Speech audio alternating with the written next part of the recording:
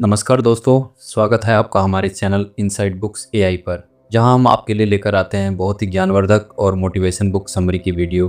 अगर आपको किताबों से प्यार है तो हमारे चैनल को सब्सक्राइब ज़रूर करें और पास में बने घंटी की बटन को दबाकर ऑल पर क्लिक करें, जिससे आने वाले नए वीडियो की जानकारी आपको मिले सबसे पहले। अब चलिए चलते हैं अपने टॉपिक पर। दोस्तों सोचिए, क्या आप कभी ऐसे लोगों से मिले हैं जिनके शब्द, उनकी मुस्कान या उनकी हरकतें आपको अपनी बात मानने पर मजबूर कर दें? क्या आपने कभी महसूस किया है कि कुछ लोग किसी भी हालात में कंट्रोल बनाए रखते हैं और बाकी लोग उनके इशारों पर चल जाते हैं?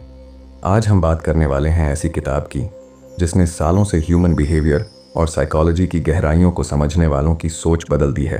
The art of manipulation. यह किताब सिर्फ ट्रिक्स नहीं देती, बल्कि आपको सिखाती है कि कैसे इंसानों के दिमाग और दिल की धड़कनों को पढ़ा जाए, उनकी भावनाओं और कमजोरियों को समझा जाए और सटल तरीके से इन्फ्लुएंस किया जाए। इस किताब के लेखक आर स्पेंसर स्पार्कमैन एक एक्सपर्ट हैं ह्यूमन बिहेवियर और कम्युनिकेशन के क्षेत्र में। उन्होंने सालों तक लोगों के इंटरैक्शंस और डिसीजन मेकिंग पैटर्न्स का अध्ययन किया और इस किताब में प्रैक्टिकल और आसान तरीके से बताया है कि कैसे मैनिपुलेशन सिर्फ नेगेटिव नहीं बल्कि पॉजिटिव तरीके से भी पावरफुल टूल बन सकता है। आज इस वीडियो में हम आपको दिखाएंगे कैसे भरोसा बनाया जाए और इन्फ्लुएंस बढ़ाया जाए, लोगों की इमोशंस और वीकनेसेस को समझकर उन्हें सटली गाइड किया जाए, सही समय और सही शब्दों का इस्तेमाल करके लॉन्ग टर्म इम्पैक्ट डाला जाए। तो दोस्तों, अगर आप चाहते हैं कि आप सिर्फ पैसिव ऑब्जर्वर न रहें बल्कि खुद अपनी ज़िंदगी और अपने रिलेशनशिप्स में कंट्रोल और पावर हासिल करें, तो यह वीडियो आपके लिए बिल्कुल परफेक्ट है। चलिए शुरू करते हैं द आर्ट ऑफ मैनिपुलेशन की पूरी कहानी और जानते हैं कि कैसे इस कला के जरिए आप दूसरों की सोच और फैसलों पर सटल लेकिन पावरफुल असर डाल सकते हैं। अध्याय 1, मैनिपुलेशन की बुनियाद। दोस्तों, जब हम मैनिपुलेशन शब्द सुनते हैं तो दिमाग में सबसे पहले नकारात्मक तस्वीर आती है। हमें लगता है कि यह धोखा है, लोगों को मजबूर करना है या उनका फायदा उठाना है। लेकिन स्पार्कमैन इस किताब की शुरुआत करते हुए कहते हैं कि असली मैनिपुलेशन इससे कहीं गहरी और जटिल चीज है। मैनिपुलेशन का मतलब है लोगों को इस तरह प्रभावित करना कि वो वही करें जो आप चाहते हैं, लेकिन उन्हें लगे कि उन्होंने ये फैसला अपनी मर्जी से लिया है। यही इस कला की सबसे बड़ी ताकत है। यह ठीक वैसा ही है जैसे जादूगर किसी दर्शक से कार्ड चुनवाता है और उसे लगता है कि उसने अपनी पसंद से चुना, जबकि असल में सब पहले से तय होता है। लेखक बताते हैं कि हर इंसान अपनी भावनाओं और कमजोरियों के हिसाब से फैसले लेता है। कोई व्यक्ति मान सम्मान से जल्दी प्रभावित होता है, कोई डर से, तो कोई प्यार और चाहत से। मैनिपुलेटर सबसे पहले यही पहचानता है कि सामने वाले की कमजोर नस कहाँ है। जैसे ही वो समझ में आ जाए, उसे सटल तरीके से ट्रिगर किया जाता है। लेकिन इसका मतलब यह नहीं कि मैनिपुलेशन हमेशा बुरा है। लेखक कहते हैं कि अगर इसे सकारात्मक मकसद से इस्तेमाल किया जाए तो यह दूसरों को मोटिवेट करने और सही दिशा में ले जाने का शानदार साधन है। उदाहरण के लिए, किसी बच्चे को पढ़ाई के लिए सीधा आदेश देने की बजाय अगर आप उसे यह महसूस करा दें कि पढ़ाई करने से उसकी जिंदगी बेहतर बनेगी, तो वह खुद से मेहनत करने लगेगा। अध्याय 2, इंसानी स्वभाव और भावनाएं। दोस्तों, लेखक इस अध्याय की शुरुआत करते हुए कहते हैं कि इंसान तर्क से नहीं, भावनाओं से चलता है। बाहर से हम चाहे खुद को कितना भी तार्किक और समझदार दिखाएं, लेकिन हमारे हर छोटे बड़े फैसले के पीछे भावनाओं का ही असर होता है। यही कारण है कि मैनिपुलेशन का सबसे पहला और सबसे असरदार हथियार है इमोशंस। सोचिए, जब कोई हमें डराता है कि अगर तुमने यह नहीं किया तो तुम्हें नुकसान हो जाएगा, तो हम अक्सर सोचने समझने के बजाय तुरंत एक्शन ले लेते हैं। यह है फियर का असर। उसी तरह जब कोई हमें प्यार और इज्जत दिखाता है तो हम उसके इन्फ्लुएंस में जल्दी आ जाते हैं। लेखक कहते हैं कि मैनिपुलेटर हमेशा इंसान की इन भावनाओं को ध्यान से ऑब्जर्व करता है और समझता है कि किस पल कौन सा बटन दबाना है। लेखक बताते हैं कि इंसानी भावनाओं को 4 मुख्य हिस्सों में बांटा जा सकता है: डर, प्यार, अपराध बोध और चाहत। डर हमें भागने पर मजबूर करता है, प्यार हमें जुड़ने पर, अपराध बोध हमें दूसरों के कहे अनुसार झुकने पर और चाहत हमें किसी चीज को पाने के लिए खींचती है। अगर आप इन चारों को समझ लें तो आप किसी भी इंसान के फैसले को मोड़ सकते हैं। उदाहरण के लिए, एक सेल्समैन ग्राहक से कहता है, अगर आप आज यह ऑफर मिस कर देंगे तो बाद में पछताएंगे। यहाँ वह डर और चाहत दोनों को एक साथ ट्रिगर करता है। या अगर कोई कहे मैंने हमेशा तुम्हारा साथ दिया है, अब तुम्हें मेरी बात माननी ही चाहिए, तो यह अपराध बोध को एक्टिवेट कर रहा है। अध्याय 3, ऑब्जर्वेशन की ताकत। दोस्तों, लेखक कहते हैं कि एक सफल मैनिपुलेटर बनने का पहला कदम है ऑब्जर्वेशन की कला सीखना।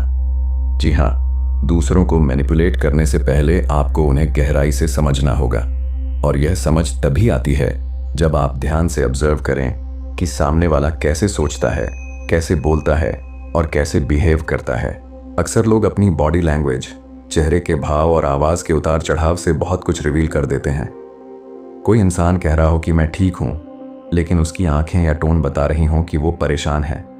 एक मैनिपुलेटर इन बारीकियों को पकड़ लेता है और उसी के आधार पर अपना अगला कदम तय करता है। स्पार्कमैन कहते हैं कि ऑब्जर्वेशन 2 लेवल पर करनी चाहिए। पहला, शब्दों पर।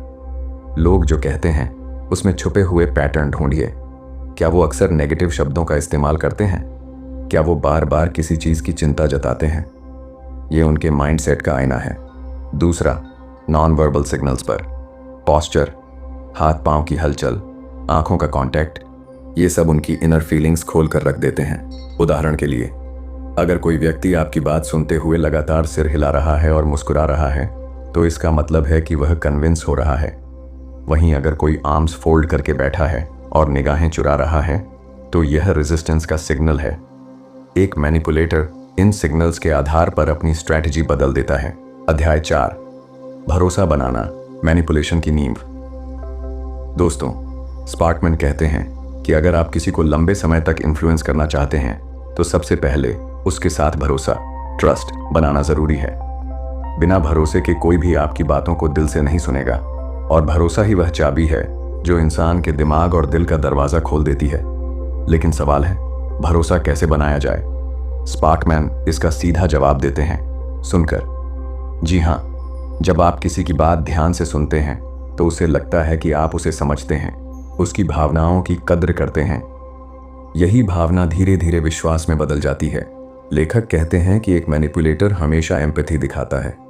वो सामने वाले को यह महसूस कराता है कि मैं तुम्हारी जगह होता तो मैं भी यही महसूस करता।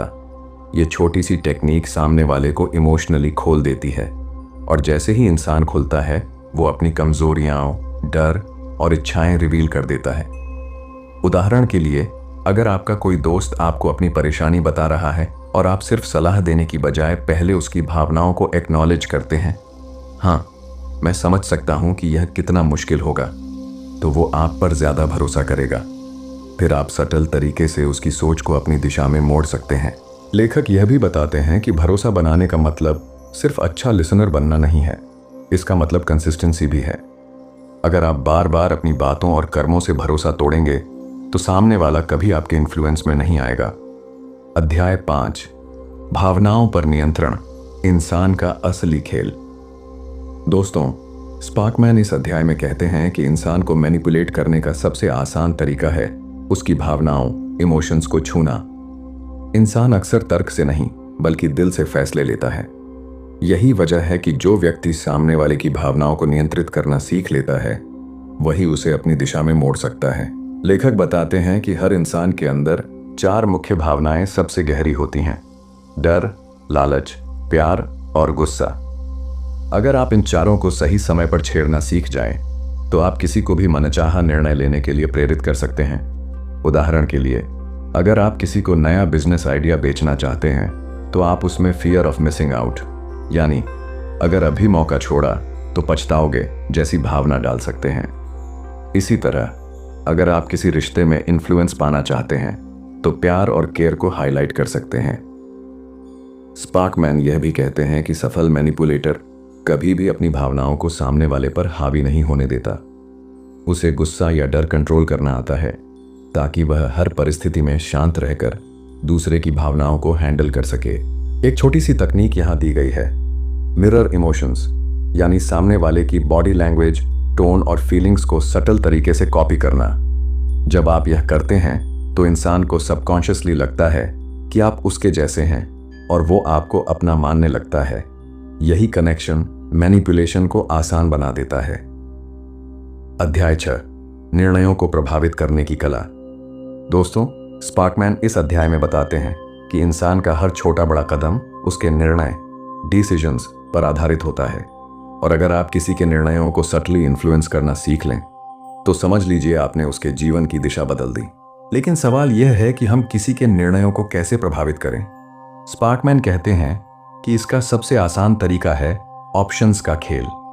जब आप किसी इंसान को विकल्प चॉइसेस देते हैं तो वो मान लेता है कि वह स्वतंत्र होकर फैसला ले रहा है, लेकिन हकीकत यह है कि आपने जो विकल्प दिए हैं वे पहले से उसकी सोच को सीमित कर चुके होते हैं। उदाहरण के लिए, मान लीजिए आप चाहते हैं कि कोई आपका आइडिया माने, तो सीधा हाँ या ना पूछने की बजाय आप उससे पूछें, आपको ये काम सोमवार को करना अच्छा लगेगा या बुधवार को। यहां सामने वाला सोचता है कि उसने निर्णय लिया, लेकिन असल में आपने ही उसका दायरा तय किया। स्पार्कमैन एक और तकनीक बताते हैं, एंकरिंग इफेक्ट। इसका मतलब है किसी इंसान की सोच को पहले से एक वैल्यू या आइडिया से जोड़ देना। जैसे अगर आप कोई प्रोडक्ट बेच रहे हैं तो पहले बहुत ऊंची कीमत बताइए और फिर असली कीमत कम बताइए।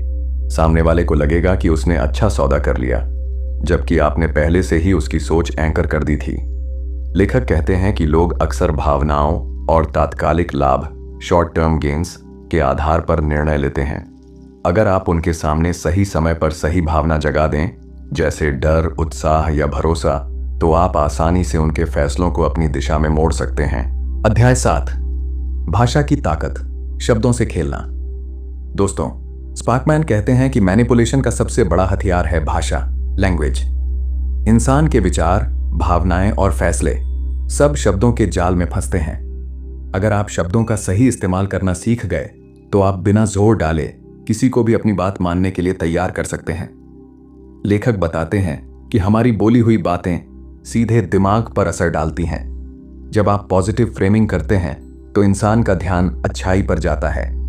जैसे अगर आप कहें, अगर आप ये नहीं करेंगे तो नुकसान होगा, तो इसमें डर है। लेकिन अगर आप कहें, अगर आप ये करेंगे तो फायदा होगा, तो इंसान उत्साहित महसूस करेगा। दोनों बातों का मतलब एक ही है, लेकिन असर बिल्कुल अलग। स्पार्कमैन इस अध्याय में सजेस्टिव लैंग्वेज का भी जिक्र करते हैं। इसका मतलब है ऐसे वाक्य बोलना जो सामने वाले को सटली गाइड करें। उदाहरण के लिए, जब आप इस काम को शुरू करेंगे तो आपको जल्दी फायदा दिखेगा। यहां आपने यह मान लिया कि सामने वाला काम शुरू करेगा। उसने अभी निर्णय भी नहीं लिया, लेकिन आपके शब्दों ने उसकी सोच सेट कर दी। एक और तकनीक है रेपिटिशन, यानी एक ही विचार को अलग अलग तरीकों से बार बार दोहराना। इंसान का दिमाग जितनी बार किसी चीज को सुनता है उतना ही उसे सच मानने लगता है। यही कारण है कि विज्ञापन हमें बार बार एक ही संदेश दिखाते हैं। लेखक यह भी कहते हैं कि भाषा का असर सिर्फ बोलने में नहीं, बल्कि चुप रहने में भी है। सही समय पर चुप रहना, पॉज लेना, सामने वाले को बेचैन कर देता है और वह आपकी खामोशी को अपनी सोच से भर देता है। अध्याय 8, कमजोरियों को पहचानना और उनका इस्तेमाल। दोस्तों, स्पार्कमैन कहते हैं कि हर इंसान के अंदर कुछ ना कुछ कमजोरियां, वीकनेसेस होती हैं, और वही किसी भी मैनिपुलेटर के लिए सबसे बड़ा हथियार बन सकती हैं। क्योंकि लोग अपनी ताकतें छुपा सकते हैं, लेकिन उनकी कमजोरियां अक्सर उनके व्यवहार और आदतों से झलक जाती हैं। लेखक बताते हैं कि कमजोरियों को समझने के लिए आपको लोगों को ध्यान से ऑब्जर्व करना होगा। उनकी बॉडी लैंग्वेज, उनकी बातें और उनकी रिएक्शंस, सब कुछ उनके असली डर और इच्छाओं का इशारा देता है। उदाहरण के लिए, अगर कोई इंसान बार बार पैसों की बातें करता है तो उसकी कमजोरी फाइनेंशियल सिक्योरिटी हो सकती है। अगर कोई इंसान हर जगह अटेंशन चाहता है तो उसकी कमजोरी रिकग्निशन है। स्पार्कमैन इस अध्याय में एक और ज़रूरी बात बताते हैं, कमजोरियां सिर्फ नकारात्मक नहीं होती, बल्कि वे इंसान की इच्छाओं से भी जुड़ी होती हैं। जैसे कोई इंसान प्यार पाने की चाहत में जल्दी मैनिपुलेट हो सकता है, तो कोई अपने करियर में आगे बढ़ने की लालसा में। मैनिपुलेशन की असली कला यह है कि इन कमजोरियों को पहचान कर उन्हें सटल तरीके से अपनी एडवांटेज में बदला जाए। मान लीजिए आप जानते हैं कि किसी को असफलता का बहुत डर है, तो आप उसे यह कहकर मोटिवेट कर सकते हैं कि अगर तुमने अभी कदम नहीं उठाया तो तुम्हारे सपने हमेशा के लिए अधूरे रह जाएंगे। इस तरह आप उसके डर को ट्रिगर करके उसे अपनी दिशा में मोड़ देते हैं। लेकिन स्पार्कमैन यह भी चेतावनी देते हैं कि इस शक्ति का इस्तेमाल सोच समझकर करना चाहिए।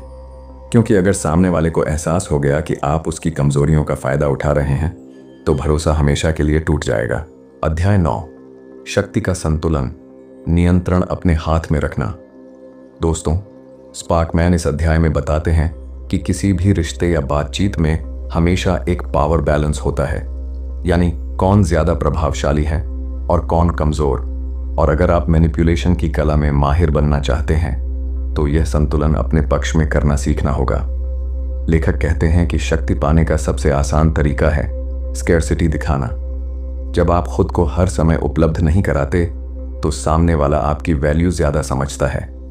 उदाहरण के लिए, अगर आप किसी मीटिंग में तुरंत हाँ नहीं बोलते बल्कि सोचने के लिए वक्त मांगते हैं तो सामने वाले को लगता है कि आपके पास और विकल्प हैं। यही सटल तरीका पावर आपके हाथ में कर देता है। स्पार्कमैन यह भी समझाते हैं कि मैनिपुलेटर हमेशा कंट्रोल ऑफ इंफॉर्मेशन अपने पास रखता है।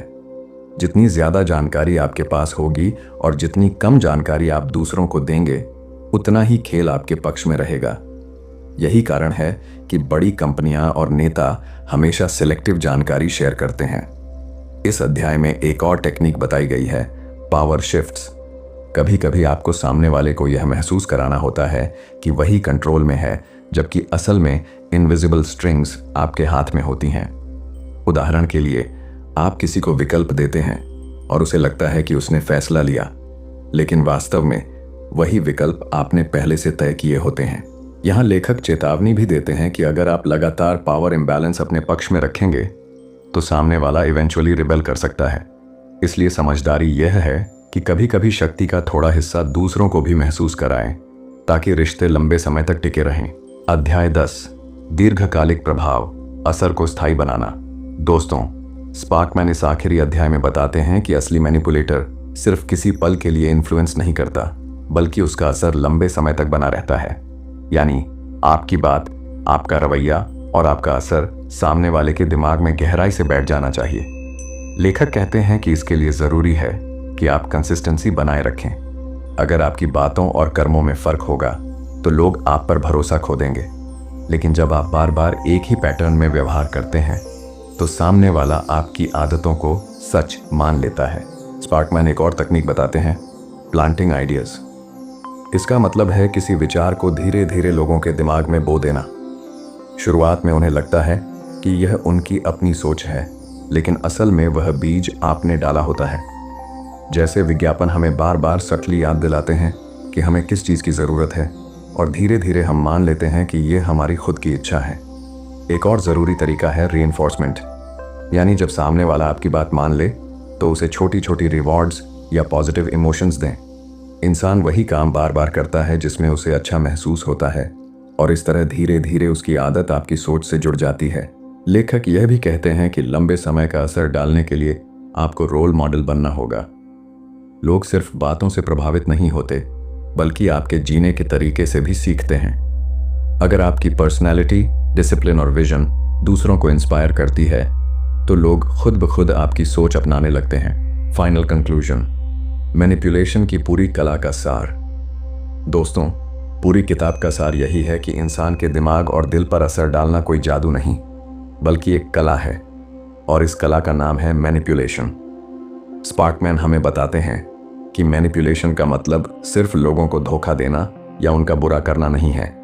इसका असली मतलब है लोगों की सोच, भावनाओं और फैसलों को इस तरह प्रभावित करना कि वो आपके अनुसार कदम उठाएं। किताब के अलग अलग अध्याय हमें अलग अलग हथियार देते हैं। भरोसा बनाना, भावनाओं को समझना, भाषा का खेल खेलना, कमजोरियों को पहचानना, शक्ति का संतुलन रखना और सही समय पर वार करना। ये सब मिलकर एक मैनिपुलेटर को इतना ताकतवर बना देते हैं कि वह किसी भी रिश्ते, किसी भी बातचीत और किसी भी परिस्थिति का रुख अपनी मर्जी से मोड़ सकता है। स्पार्कमैन का सबसे बड़ा संदेश यही है कि अगर आप दूसरों को समझना सीख गए तो आप उन्हें नियंत्रित भी कर सकते हैं। इंसान तर्क से कम और भावनाओं से ज्यादा चलता है, और जो इंसान इन भावनाओं की धड़कन पकड़ लेता है वही दूसरों का मालिक बन जाता है। लेकिन लेखक एक चेतावनी भी देते हैं, अगर आप इस कला का गलत इस्तेमाल करेंगे तो आप भरोसा खो देंगे और आपके रिश्ते टूट जाएंगे। असली सफलता वही है जो लंबे समय तक असर डाले, और यह तभी होगा जब आप इस कला का इस्तेमाल समझदारी और संतुलन के साथ करें। इस निष्कर्ष का सबसे बड़ा सबक यही है कि मैनिपुलेशन कोई ट्रिक नहीं बल्कि एक लाइफ स्किल है, और जो इसे सीख लेता है वो न सिर्फ दूसरों को बल्कि अपनी जिंदगी को भी बेहतर दिशा दे सकता है। तो दोस्तों, ये थी इस किताब की समरी, जिसमें हमने इसके मुख्य चैप्टर्स कवर किए, जिससे वीडियो ज़्यादा लंबी ना हो जाए। अगर आपको वीडियो अच्छी लगी हो तो वीडियो को लाइक करें, शेयर करें, और ऐसे ही ज्ञानवर्धक बुक समरी के वीडियो देखने के लिए हमारे चैनल इनसाइड बुक्स एआई को सब्सक्राइब करके बेल आइकन दबाएं, जिससे आने वाले नए वीडियो का नोटिफिकेशन आपको मिले सबसे पहले। तो मिलते हैं किसी और वीडियो में, तब तक के लिए नमस्कार, जय हिंद।